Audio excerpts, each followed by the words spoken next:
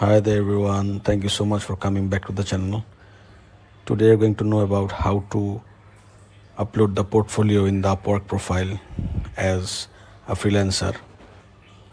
People are being now a freelancer is generating huge amount of income, and just nowadays people have faith on this kind of methods.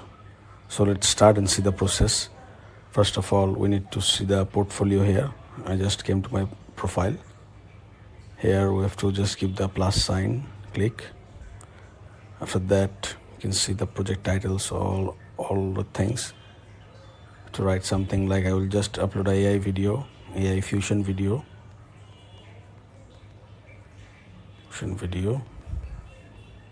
Role is a maker. Description is AI models. Skills like editing,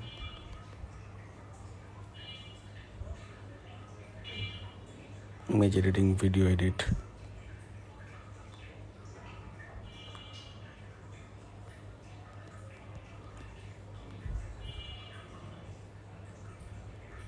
Video edit, etc. Then you can give done. Just click just on the video portion for the upload part. Upload a video, just video photo library. Just give this and press done. Automatically it will upload. See the progress bar. Okay, it has been uploaded. Just give in the preview, click.